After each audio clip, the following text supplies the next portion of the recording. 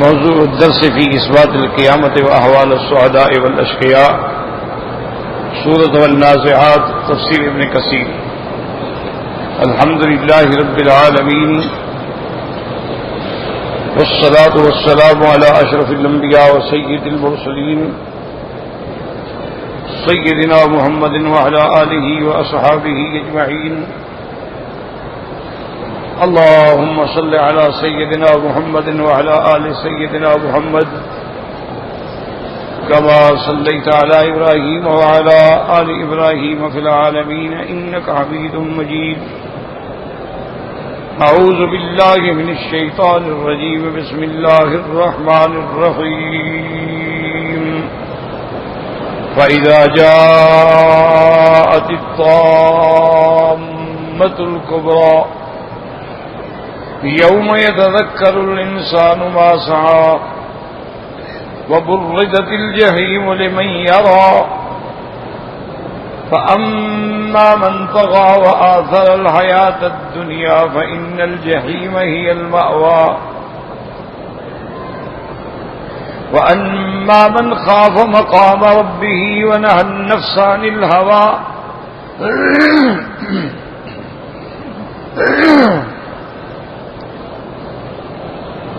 فإن الجنة هي المأوى.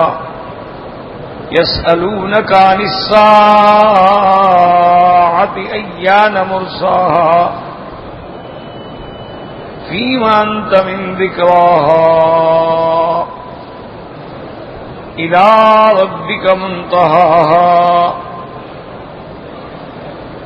إنما أنت منذر من يخشاها كأنهم يوم يرونها لم يلبثوا إلا عشية أو ضحاها. اللہ تبارک و تعالی نے کلام مقدس کی ان آیات مبارکہ میں دونوں فریقین کا ذکر کیا ہے.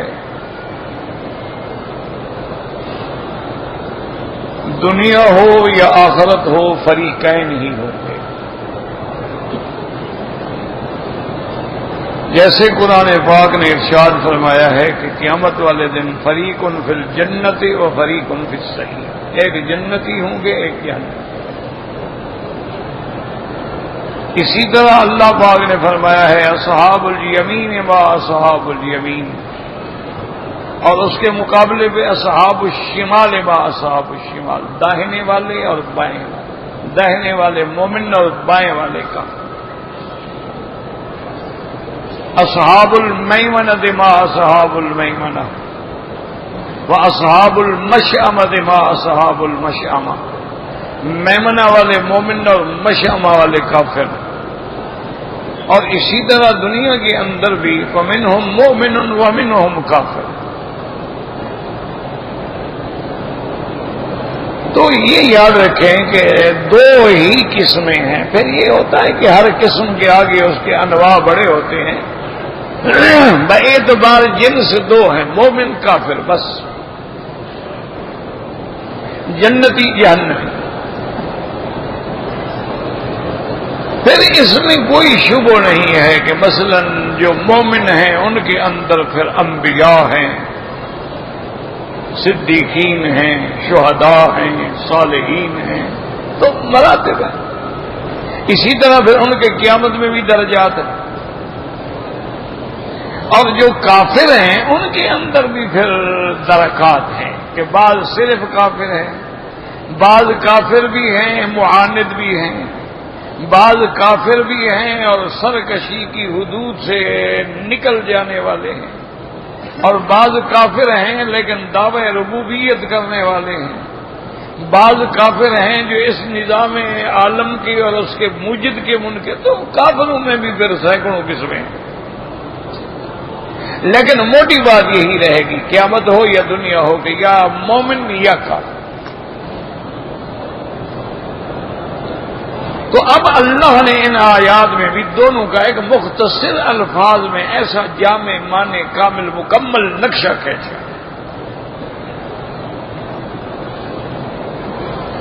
یاد رکھیں کہ اللہ نے ہر انسان میں کئی قسم کی قوات رکھی ہیں،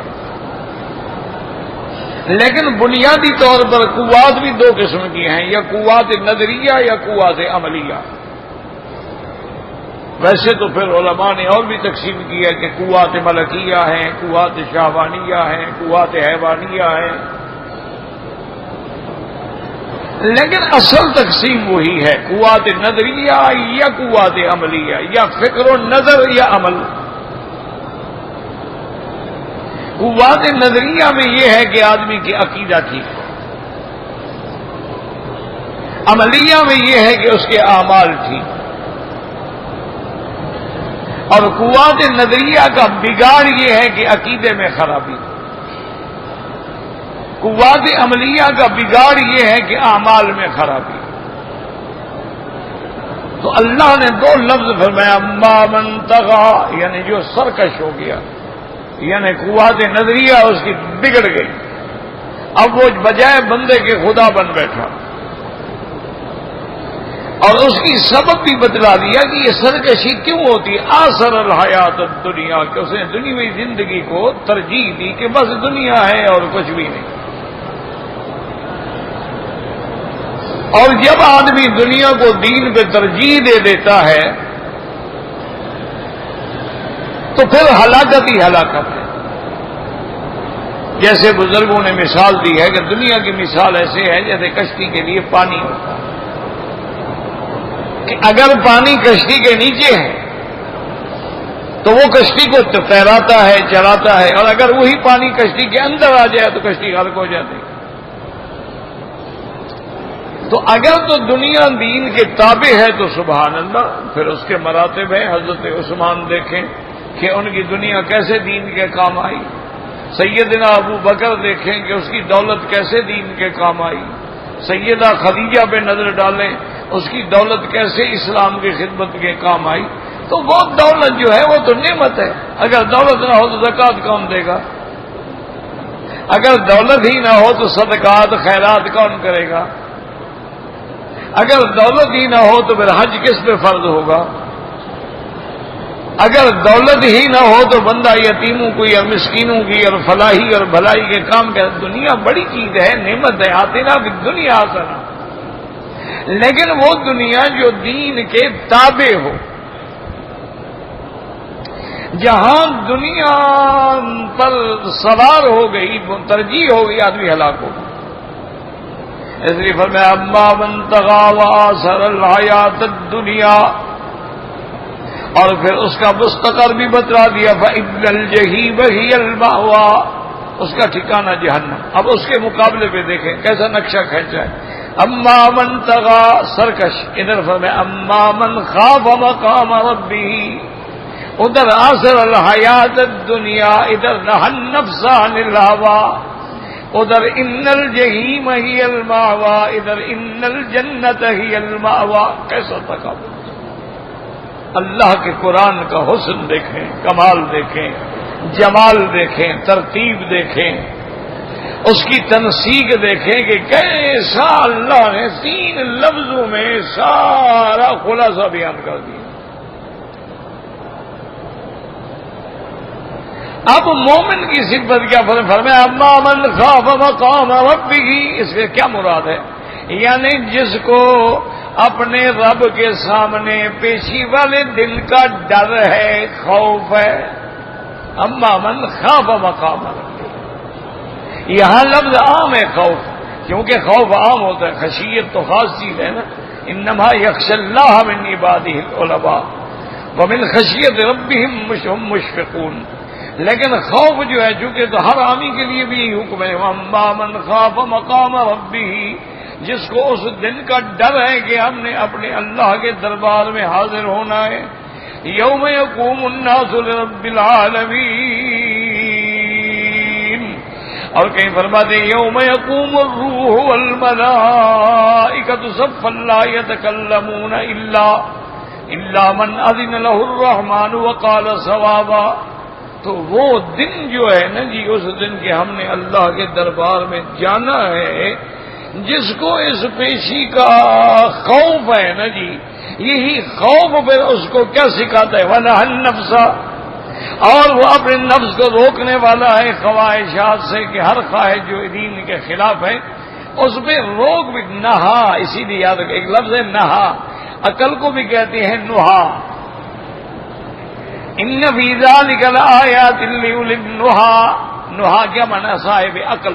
کیوں؟ عقل بھی تو روکتی ہے نا بھئی، یہ آگ ہے خیال کرو جل جاؤ گے، یہ گڑھا ہے گرو گے تو مر جاؤ گے، یہ سانپ ہے آگے جاؤ گے تو ڈس دے گا. تو عقل روک رہی ہے نا، تو عقل بھی روکنے والی ہے، اور یہ بھی اپنے نفس کو روکنے والا ہے، تھامنے والا ہے.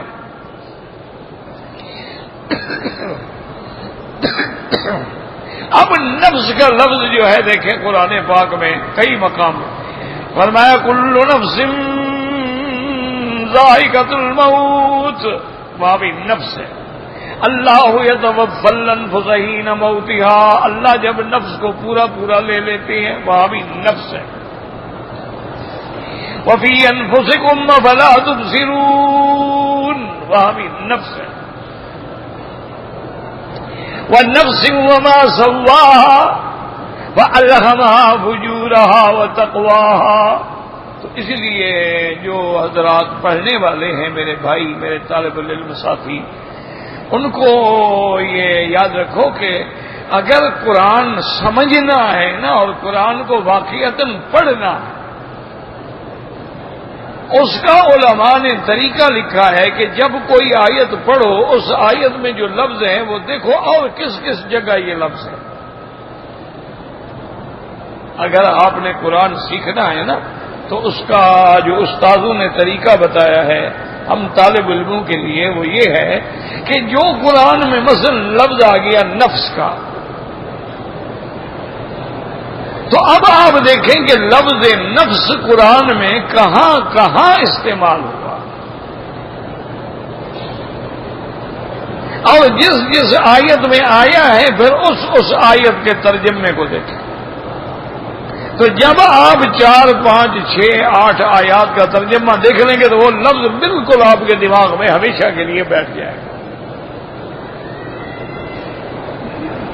لفظ خافا آ گیا، دیکھو بھی کہاں کہاں لا خوف علیہم ولا هم يحزنون، خذها ولا تخف. اللہ نے فرمایا موسیٰ علیہ السلام لا تخافی ولا تحزنی انی لا یخاف لدی المرسلون. کئی مقام پہ اب دیکھیں کہ لفظ خوف کہاں کہاں استعمال ہوا.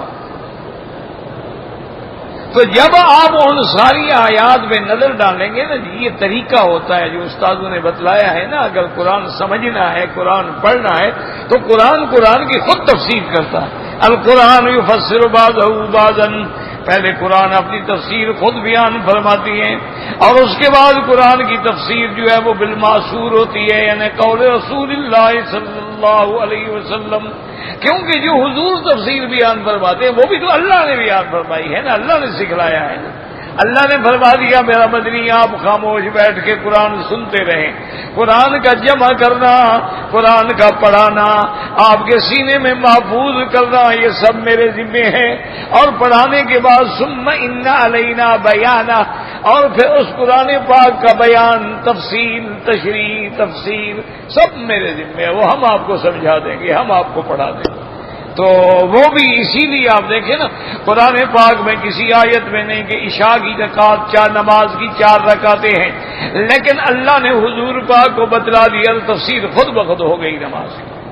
اللہ تبارک و تعالیٰ کے پیغمبر کو اللہ نے ایسے صرف بتلا نہیں دیا، عملاً بھی سکھلا دیا کہ جبریل علیہ السلام آئے، اما برسول اللہ، جبریل امام بنے اور انہوں نے 5 نمازیں اول وقت میں پڑھائی، 5 نمازیں آخر وقت میں پڑھائی، تعلیم اوقات بھی دے دی اور تعلیم رکعات بھی دے دی. تو اب جبریل امام بنے، حضور پیچھے کھڑے ہیں. اسی سے علماء نے مسئلہ نکالا ہے کہ تعلیم الاکابر یعنی الاصاغر، کبھی بڑا بھی چھوٹے سے پڑھ سکتا ہے کیونکہ شان تو محمد مصطفیٰ کی زیادہ ہے، لیکن سکھانے والا جبریل ہے.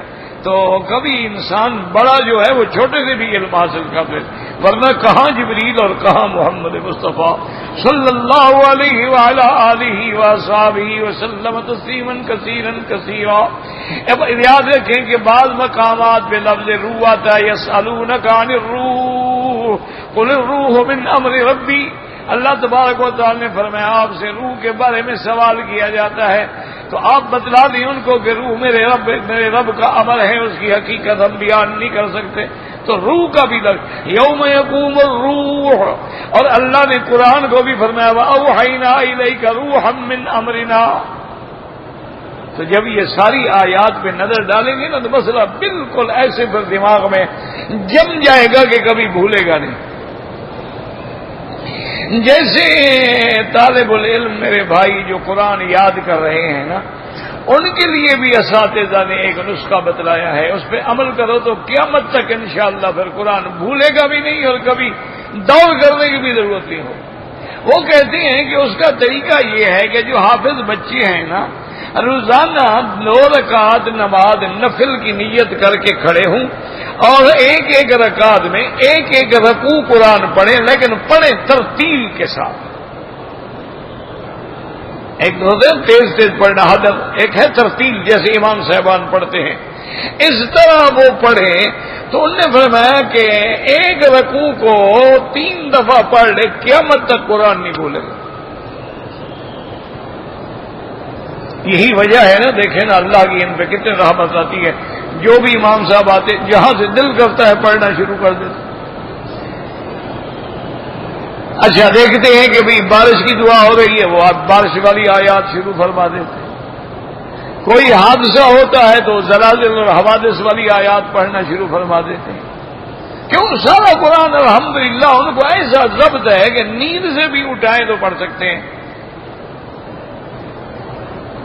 اور اس کا آسان طریقہ یہ نہیں ہے کہ ساری رات منزلیں پڑھی جا رہی ہیں اور ہمارے ہاں میں تو خود حیران ہوتا ہوں، اور میں اپنے قاری صاحبان سے کبھی کبھی ناراض بھی ہوتا ہوں کہ یار ہمارے ملک میں پاکستان، ہندوستان، بنگلہ دیش میں کیا عذاب آیا ہوا ہے کہ طالب العلم جو قرآن پڑھنے والے ہیں ان کو تہجد کے وقت سے جگاتے ہیں، تہجد کے وقت سے پڑھنا شروع کریں گے فجر کی نماز تک،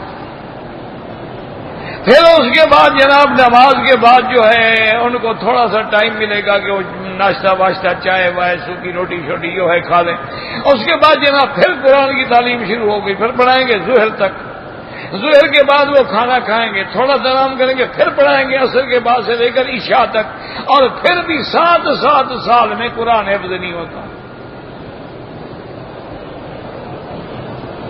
طالب العلم پڑھ رہے ہیں ٹکرے واچا مار مار کے طلباء کا چمڑی ادھیڑ لیتے۔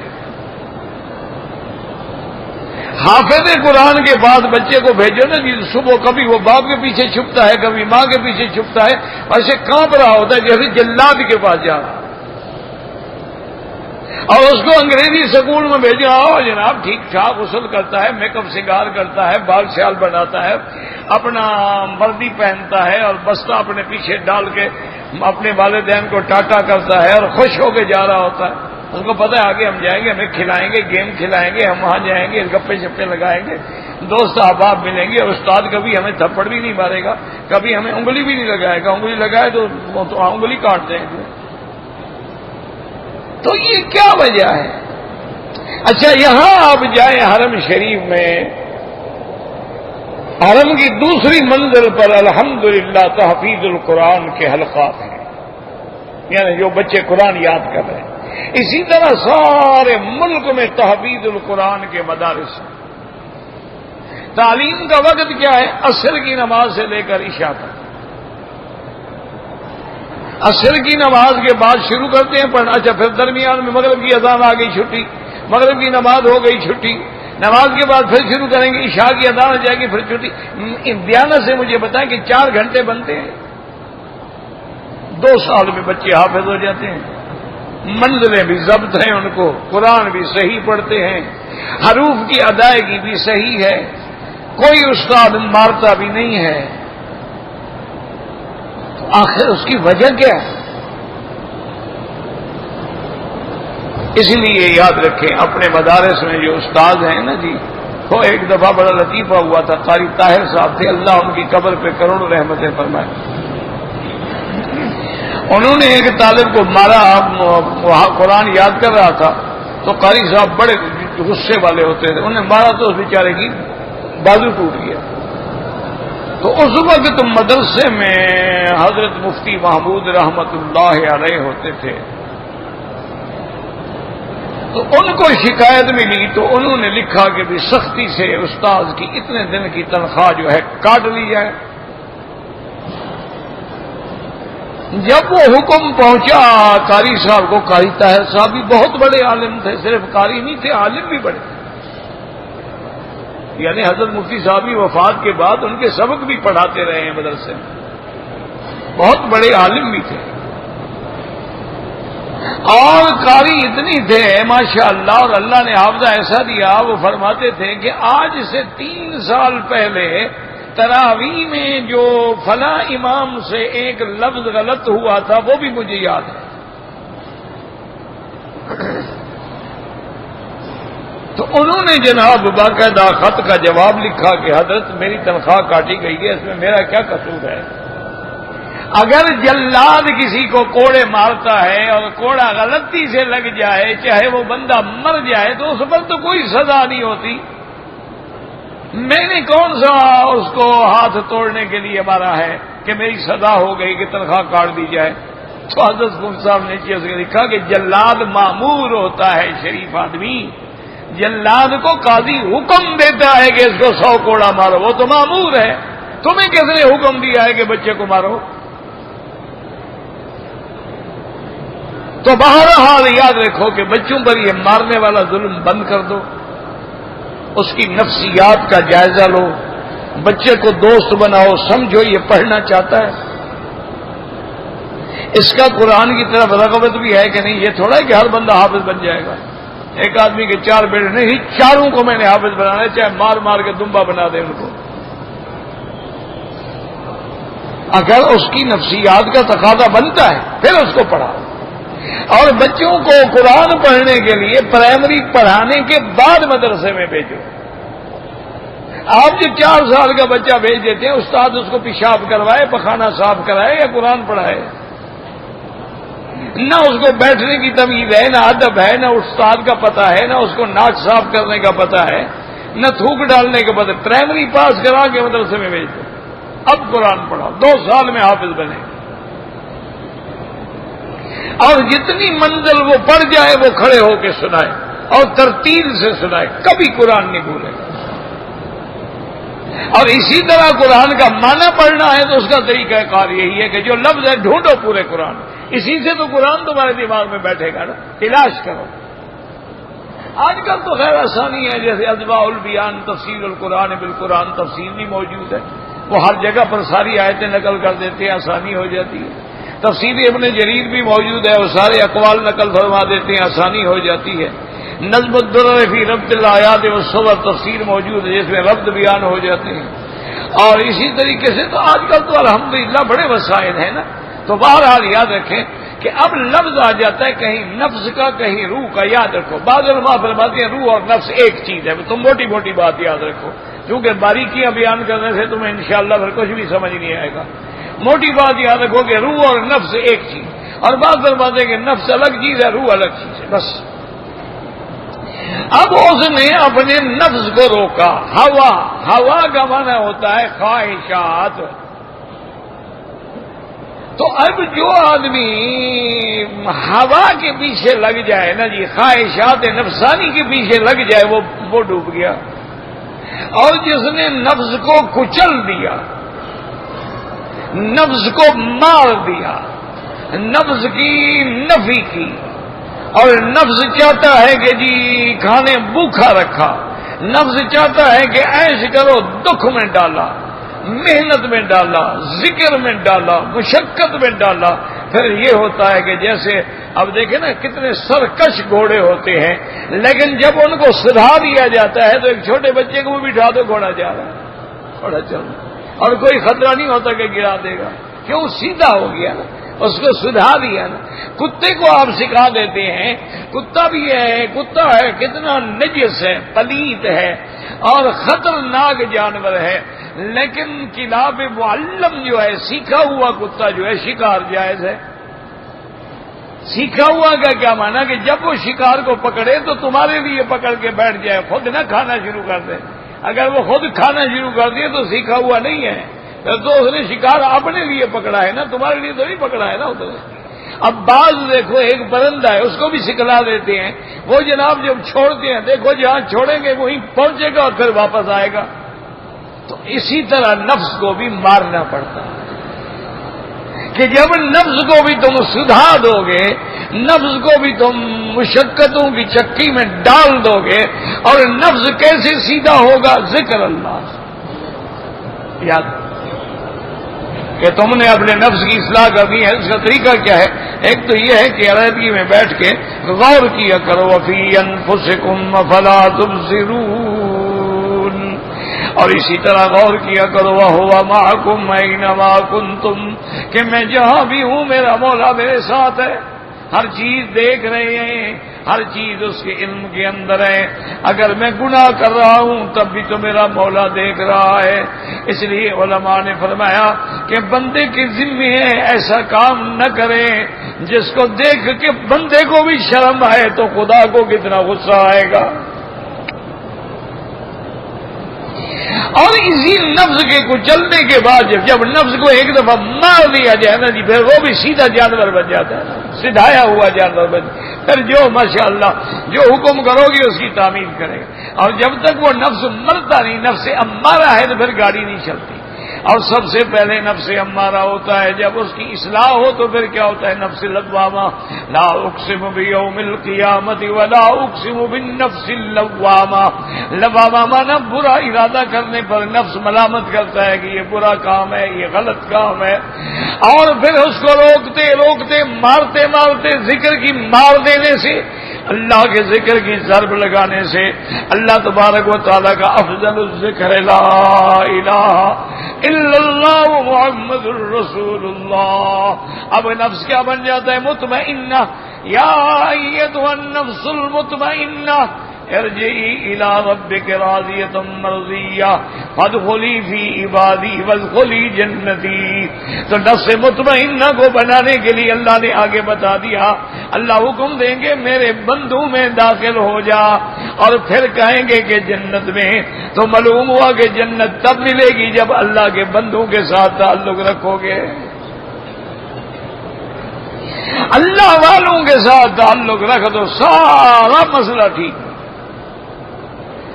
غلط دوستوں کا تعلق چھوڑ دو، یہ ٹیلی ویژن اور یہ ڈش اور انٹرنیٹ اور جوال، ٹیلی فون ہے ٹھیک ہے، ضرورت ہے سن لو، بند کر دو، بس ختم ہو گئی بات۔ ان پہ جب تم قابو پالو گے تو سارا مسئلہ حل ہو جائے گا۔ اب اللہ پاک نے فرمایا جب تم نے اپنے نفس کو، اپنی خواہشات کو کچل دیا، دل کرتا ہے کہ سونے کا زیور، سونے کی انگوٹھی بڑی اچھی لگے گی، لیکن کہتے ہیں حضور نے فرمایا سونا مرد کے لیے حرام ہے، میں نہیں پہنتا، تو خواہش کو کچل دیا۔ دل کرتا ہے میں ریشم کا کپڑا پہنوں، وہ کہتے نہیں، حضور نے فرمایا ھذان حرامان علی ذکور امتی، آپ نے دو چیزیں لی، سونا اور ریشم، فرمایا دونوں میری امت کے لیے حرام ہے۔ دل کرتا ہے کہ میں بھی شراب کا پیک لے لوں، سرور آ جائے گا، میں ساری تکلیفیں بھول جاؤں گا۔ وہ کہتے ہیں انما الخمر والمیسر والازلام، یہ ساری چیزیں جو ہیں نجس ہیں، رجس ہیں، عمل شیطان ہیں، تو اس کے قریب نہیں جاتا ہے۔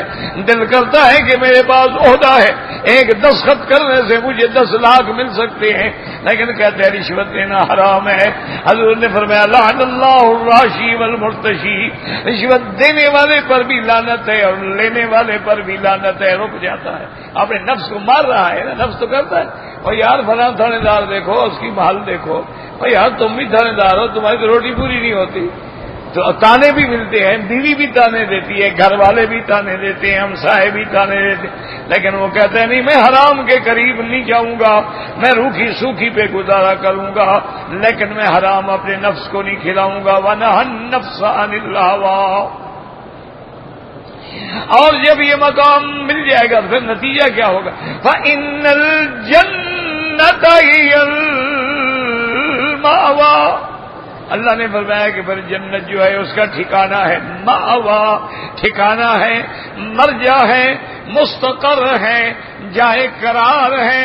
اللہ تبارک و تعالیٰ نے اس کے لیے جنت بنائی ہے، اور وہ جنت ایسی ہے کہ ما لا عین رأت ولا اذن سمعت ولا خطر علی قلب بشر۔ حضور نے فرمایا جنت کی نعمتیں ایسی ہیں جن کو نہ آنکھوں نے دیکھا ہے، نہ کانوں نے سنا ہے، اور نہ تمہارے خیال میں آ سکتی ہیں، ایسی جنت ہے۔ اور پھر علماء نے فرمایا کہ جنت کا مادہ جو ہے جنہ بھی ہے، جنہ بھی ہے، جنہ بھی ہے، جن سے بھی ہے، جنون سے بھی ہے، جنین سے بھی ہے۔ تو اب دیکھیں نا لفظ جنت تو آ گیا نا، اب ڈھونڈو نا کہ لفظ جنت کا فلما جن علیہ اللیل رأى کوکبا، جب رات کا اندھیرا چھا گیا اور ستارے نظر آنے لگ گئے، وہاں لفظ جنہ ہے۔ اور کہیں لفظ اللہ تبارک و تعالی نے فرمایا کہ کافر میرے مدعی کو کہتے تھے ما صاحب، کہ وہ نعوذ باللہ مجنون ہے۔ اسی کذالک ما اتى الذین من قبلهم من رسول الا قالوا ساحر او مجنون۔ تو مجنون کا لفظ بھی موجود ہے، اور اسی طریقے سے اللہ تبارک انتم اجنۃ فی بطون امہاتکم، لفظ جنین بھی قرآن کے اندر موجود ہے۔ اور اللہ پاک نے فرمایا میرا مدنی، یہ منافق جو قسمیں کہتے ہیں کہ جنتن، یہ ڈھال بنا کے مسلمانوں سے بچنے کے لیے ایمان کو ظاہر کرتے ہیں، اندر ان کے کوئی ایمان نہیں ہوتا ہے۔ تو جنون بھی ہے، جنین بھی ہے، اور اچھا جن بھی ہے۔ جن قال عفریت من الجن انا آتیک بہ قبل ان تقوم من مقامک وانی علیہ لقوی امین۔ علماء نے فرمایا یہ ساری صفتیں جنت میں ہیں کہ جیسے اندھیرے میں کچھ نظر نہیں آتا، ابھی تمہیں بھی جنت نظر نہیں آتی، ابھی تم جنت کو نہیں دیکھ سکے ہو، نہ جنت کی حقیقت کو جانتے ہو۔ اور جیسے جنین ماں کے رحم میں بڑے آرام سے ہوتا ہے، ماں کو تکلیف ہو کچھ، بچہ جو ہے ماشاءاللہ اپنا اندر مگن ہے، وہ اندر گلکاریاں مار رہا ہے اپنا کھیل۔ تو اسی طرح جب جنت میں جاؤ گے تمہیں بھی راحت ملے گی۔ اور جیسے جن سری ہوتا ہے، اسی لیے جنت کے اندر تمہیں بھی ہر نعمت جو ہے وہ جلدی سے ملے گی۔ اور جنت جنون سے بھی ہے کہ جن کو اذکر اللہ، حضور نے فرمایا لسانک رطب بذکر اللہ، اور آپ نے فرمایا اذکر اللہ حتی یقال انہ مجنون، اللہ کا ذکر کرو، اتنا کرو کہ لوگ سمجھیں یہ دیوانہ ہو گیا، پاگل ہو گیا۔ دیکھو یار ہر وقت اللہ کیا ہے، اس کا دماغ خراب ہو گیا، پاگل ہے۔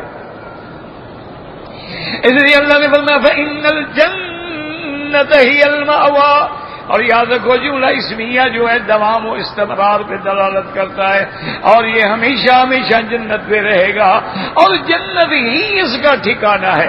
اصل ماوا کا معنی ہوتا ہے لوٹ آنے والی جگہ، یاد رکھو ماوا کا معنی ہے لوٹ، جیسے الیہ المرجع والمآب، لوٹ آنے والی۔ کیا معنی؟ ہم جنت سے نکلے تھے نا، آدم علیہ السلام کہاں تھے؟ تو آدم کو کہاں سے نکالا گیا؟ تو جب ہم واپس آئیں گے تو وہ لوٹ آئے نا اپنی جگہ۔ اسی لیے اللہ پاک کہیں فرماتے ہیں الذین یرثون الفردوس، فرمایا اولئک هم الوارثون الذین یرثون الفردوس هم فیہا خالدون۔ یہ جنت کے وارث کیا معنی؟ باپ کی جائیداد ہے نا، تو باپ کی جائیداد کی اولاد ہی وارث بنتی ہے، لیکن یاد رکھو اولاد حلالی وارث بنتی ہے، حرامی تو نہیں بنتی۔ تم بھی اور آدم کی اولاد حلالی بنو گے تو وارث بنو گے، اگر اولاد ہی حرامی ہو، کافر ہو، تو وہ کیسے وارث بنے گا؟ لا یرث المسلم والکافر، مسلمان کافر کا وارث نہیں ہے اور کافر مسلمان کا وارث نہیں ہے۔ مسلمان وارث تب بنے گا جب تم حضرت آدم علیہ السلام کے صحیح معنی میں اولاد بنو گے۔ اس لیے فرماتے فإن الجنة هي المأوى۔ اب آگے سوال پیدا ہوتا ہے یسألونک عن الساعة أیان مرساها فیما انت من ذکراہا۔ اللہ پاک نے فرمایا میرا مدنی آپ سے پوچھتی ہیں، سوال کرتی ہیں، یسألونک عن الساعة، ساعة مانا وہ قیامت، ان الساعة لآتیۃ لا ریب فیہا ان اللہ عنده علم الساعة وینزل الغیث ویعلم ما فی الارحام وما تدری نفس ماذا تکسب غدا۔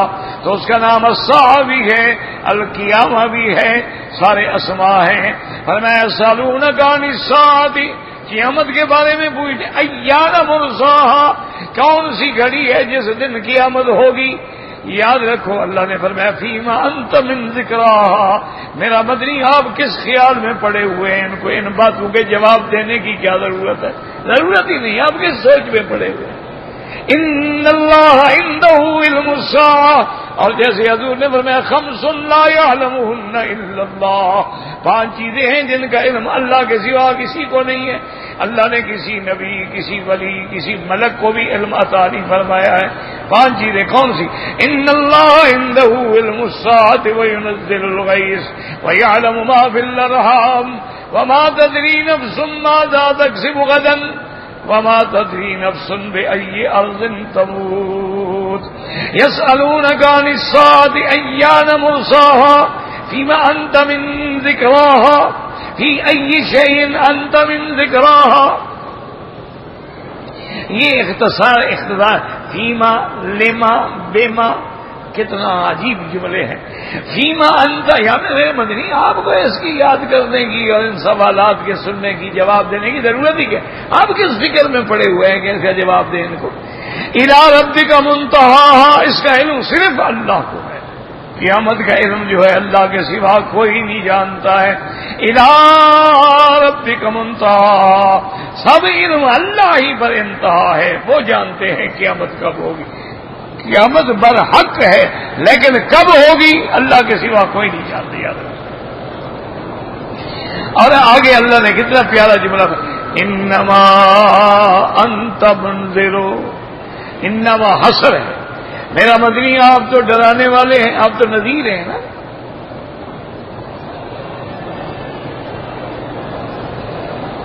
منذر کا لفظ بھی آیا، منذرین، منذرین، اور اسی طرح نذیرن کا لفظ بھی آیا، یا ایھا النبی انا ارسلناک شاہدا ومبشرا ونذیرا، فرمایا رسلا مبشرین ومنذرین۔ یہاں بھی فرمایا انما انت منذر، میرا مدنی ماد آپ تو ڈرانے والے ہیں، اللہ کے عذاب سے ڈرانے والے، لیکن کس کو؟ من یخشاہ، اس کو جو اللہ کے عذاب سے ڈرنے والا ہے۔ یعنی آپ کی بات کون مانے گی؟ جو رب سے ڈرنے والے۔ حضور تو سب کو ڈرایا نا، وَأَنذِرْ عَشِيرَتَكَ الْأَقْرَبِينَ، اور کہیں فرمایا یا ایھا المدثر قم فانذر وربک فکبر، لیکن ہدایت ان کو ملے گی جو ڈرنے والے ہیں۔ جو خدا سے ہی نہ ڈرتا ہو اس کو مولوی کی تقریر بلا کیا کرے گی؟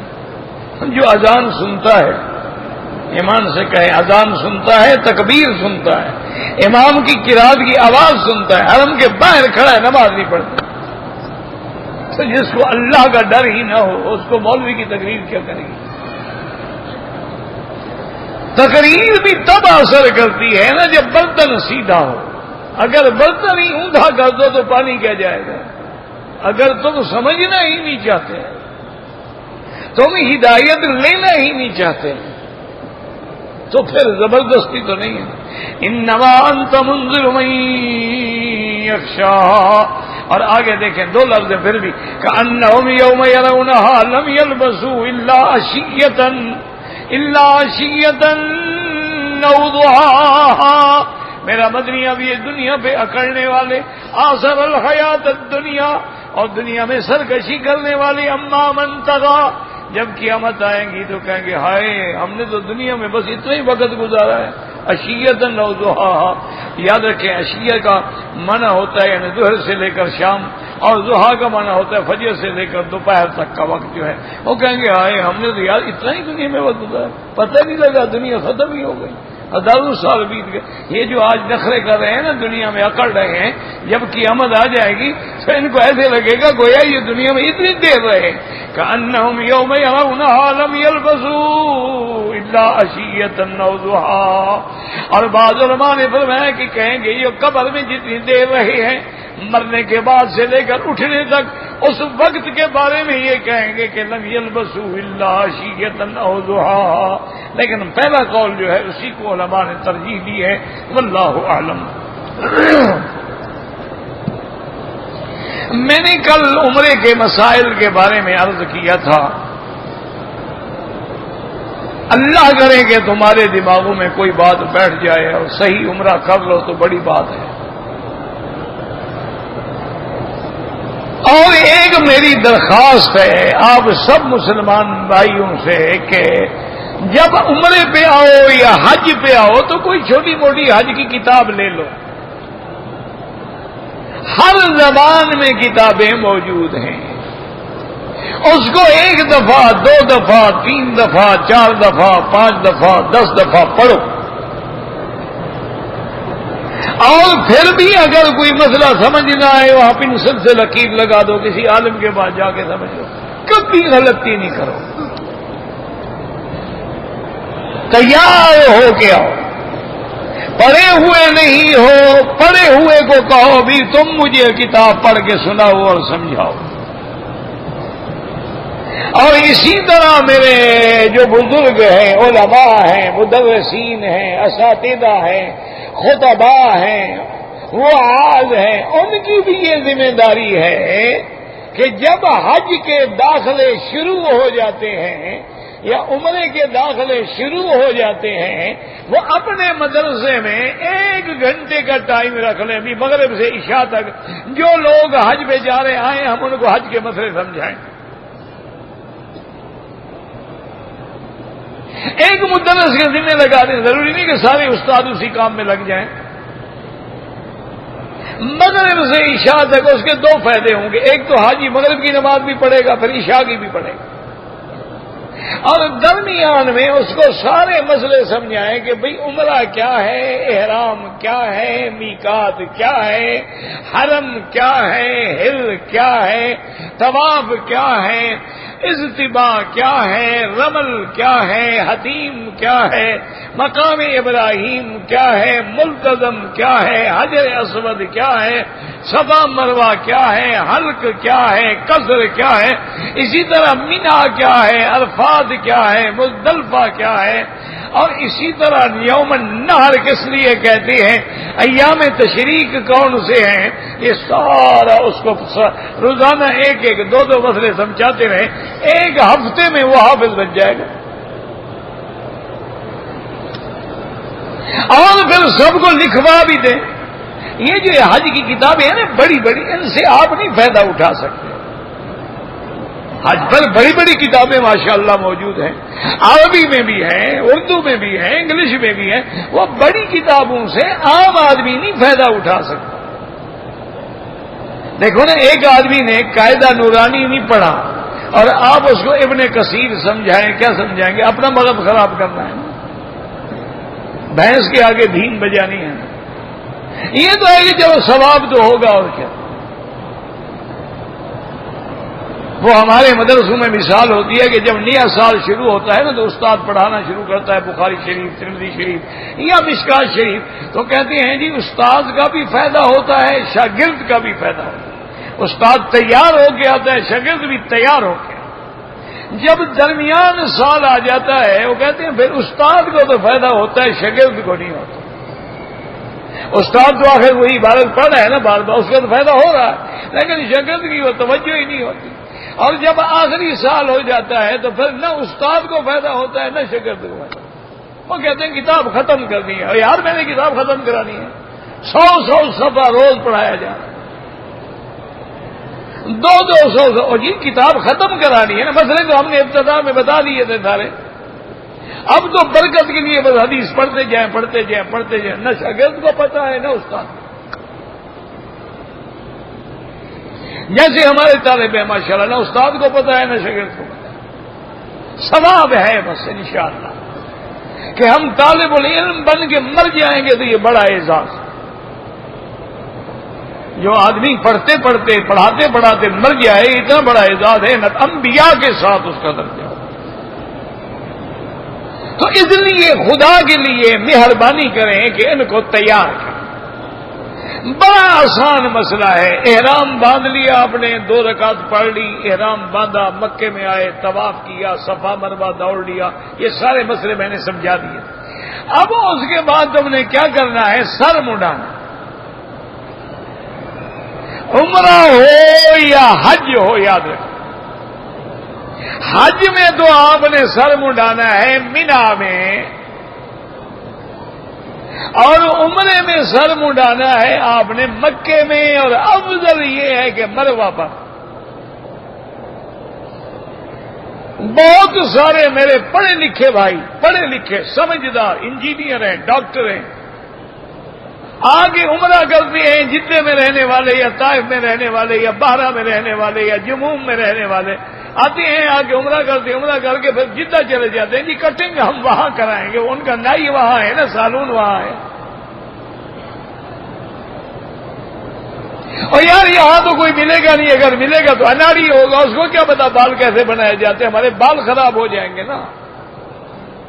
اس کو عمرے سے زیادہ بالوں کا فکر ہے کہ میرے بالوں کی کٹنگ نہ بگڑ جائے۔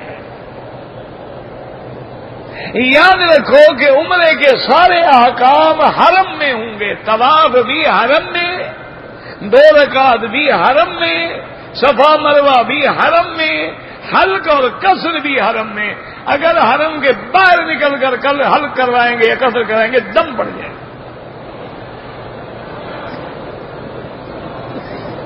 اب حلق اور قصر کا معنی، حلق کا معنی یہ ہے کہ پورے سر پہ اس طرح پھروائیں، اور اسی میں یہ مسئلہ بھی سمجھ لیں، ہمارے بعض بھائی خاص طور پہ میرے پٹھان بھائی جو ہے نا، وہ ماشاءاللہ بڑا عجیب کرتے ہیں۔ اصل میں وہ بڑے سخت حنفی ہوتے ہیں، حنفی ہے لیکن سخت، چھوٹے موٹے حنفی نہیں وہ کیا کرتے ہیں، عمرہ کریں گے نا جی تو آئے نا بھی چوتھا حصہ بال کٹواؤ، وہ چوتھے حصے کو اس طرح پھرواتے ہیں۔ ایک عمرہ ہو گیا، دوسرا عمرہ کریں گے پھر چوتھے حصے کو اس طرح، 2 ہو گئے پھر تیسرا کریں گے تو چوتھے حصے کو، پھر 5واں چوتھا کریں گے تو اگلے حصے کو بنا۔ 4 عمرے ہو گئے، سر بھی کٹ گئے، ایک سر میں ہم نے 4 عمرہ کیا۔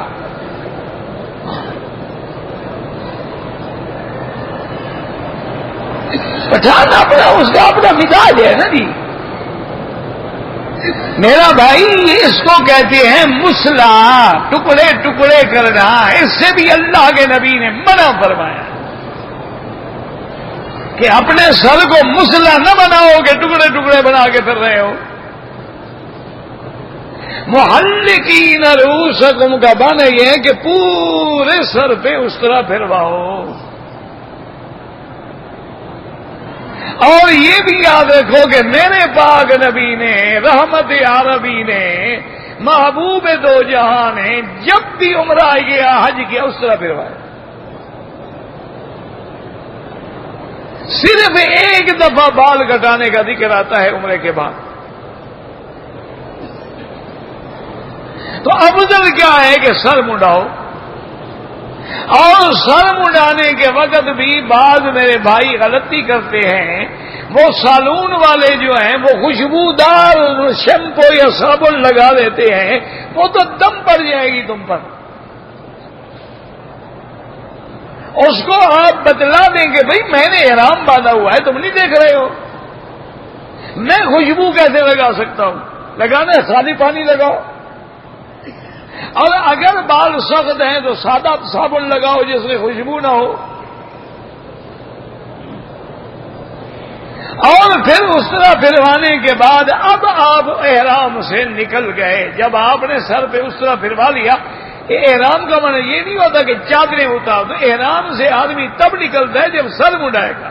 اچھا ایک آدمی سر نہ منڈائے، کپڑے پہن لے، مہینہ گزر جائے، احرام سے نہیں نکلا ہے وہ جتنی غلطی کرے گا دم پڑتی جائے گی۔ یہ تو چادریں لباس احرام ہے، احرام کا لباس ہے، یہ احرام تو نہیں ہے اللہ کے بندے۔ جیسے نماز پڑھتی ہو تو تحریم، تکبیرها تحریم، اللہ اکبر اب ہر چیز حرام ہو گئی، وتحلیلها کیا السلام علیکم ورحمۃ اللہ، السلام علیکم ورحمۃ اللہ۔ جب ہم نے لبیک اللہم لبیک پڑھ لیا، پابندی عائد ہو گئی، حلال چیزیں بھی ہم پہ حرام ہو گئی۔ جب سر منڈا لیا ہر چیز سب۔ اور اسی طرح 2 لفظ ہیں قرآن پاک میں، فرمایا محلقین رؤوسکم ومقصرین، میرا مدنی اور مکے میں آئیں گے، عمرہ فرمائیں گے، سر منڈوائیں گے یا بال کٹوائیں گے، تو اسرا پھروانوں کا ذکر اللہ نے پہلے کیا ہے اور بال کٹانے والوں کا ذکر بعد میں کیا۔ مسئلہ سمجھ آیا کہ افضل کیا ہے کہ سر پہ اسرا پھرواؤ۔ اور میرے مدنی محبوب نے بھی 3 دفعہ کو دعا کی ہے۔ آپ نے فرمایا اللہم اغفر للمحلقین، یا اللہ ان کی بخشش فرما دے جنہوں نے آپ کے حکم کے مطابق سر منڈوایا ہے۔ صحابہ نے عرض کیا حضور بعض لوگوں نے بال بھی کٹائے ہیں، ان کے لیے بھی دعا کریں۔ آپ نے فرمایا اللہم اغفر للمحلقین، اللہ حسن پھرانے والوں کی بخشش۔ صحابہ نے عرض کیا حضور بہت سارے صحابہ نے بال بھی کٹائے ہیں۔ عرض میں اللہم اغفر للمحلقین، اللہ حسن پھرانے والوں کی مغفرت فرما۔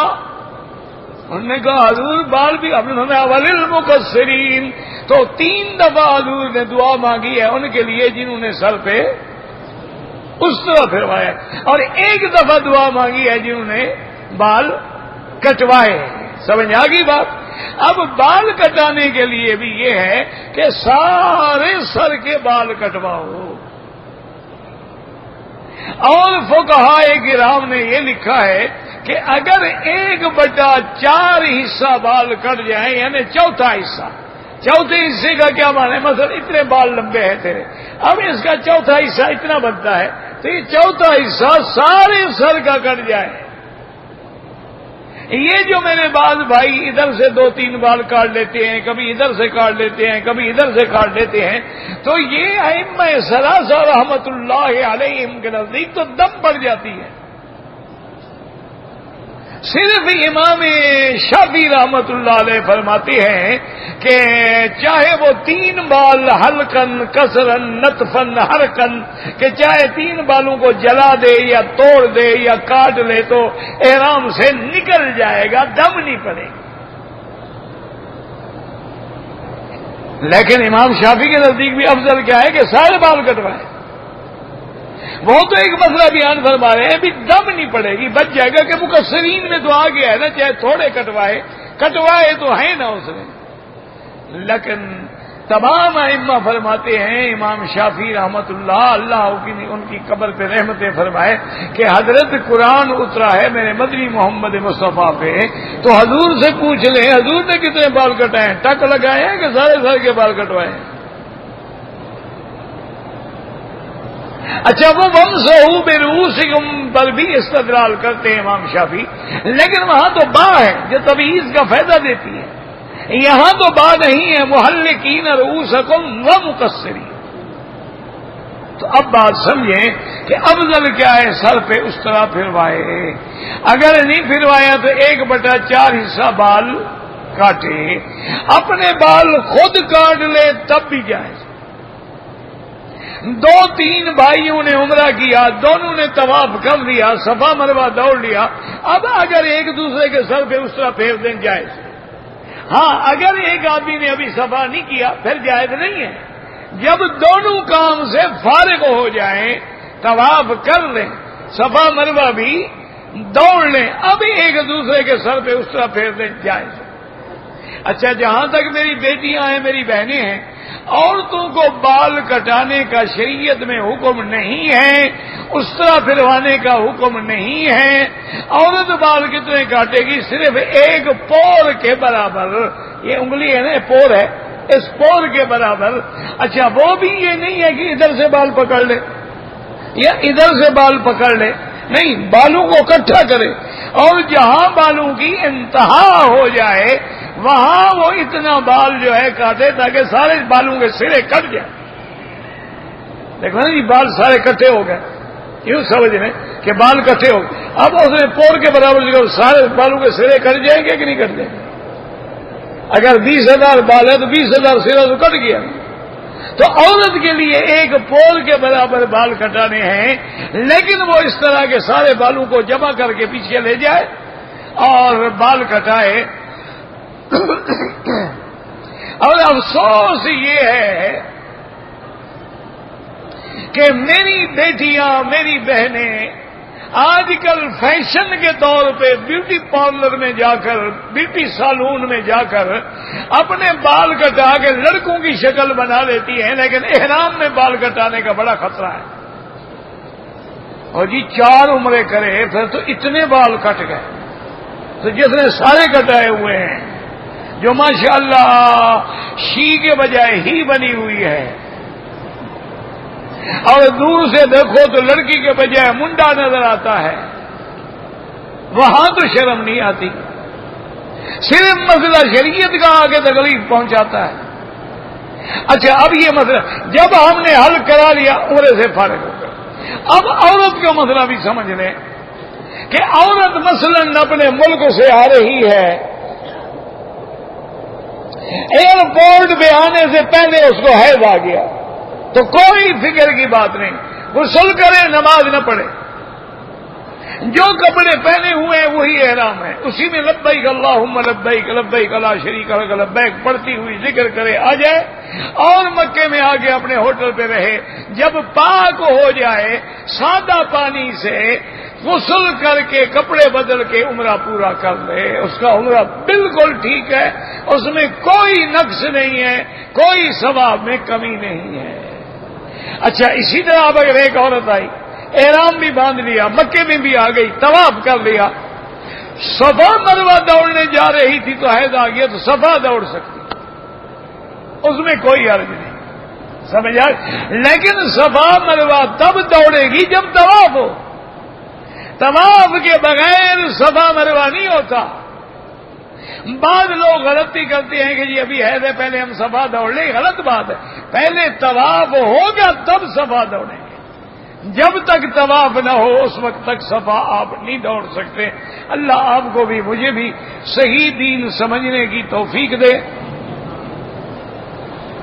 اور میرا اللہ تمام آنے والوں کے عمرہ منظور فرما، یا اللہ زیارات منظور فرما، یا اللہ صدقات و خیرات و عبادات منظور فرما، یا اللہ تمام آنے والوں کے عقیدے صحیح فرما دے، یا اللہ ان کو موحد بنا دے، یا اللہ ان کو بدعات کے چنگلوں سے چھڑا دے، یا اللہ ظاہری باطنی روحانی جسمانی بیماریاں دور فرما دے، یا الہ العالمین عالم اسلام کی عزت و غلبے کا فیصلہ فرما، یا اللہ کفار کی ذلت کا فیصلہ فرما، یا اللہ جن لوگوں نے میرے مدنی پاک کی توہین کی ہے، کارٹون بناتے ہیں، فلمیں بناتے ہیں، انبیاء کی شان میں گستاخی کرتے ہیں، ان پہ اپنا قہر نازل فرما، یا اللہ بیماروں کو شفا عطا فرما، بے حیاؤں کو حیا عطا فرما، بے دینوں کو دین عطا فرما، بے اولادوں کو اولاد عطا فرما، قرض داروں کے قرض عطا فرما۔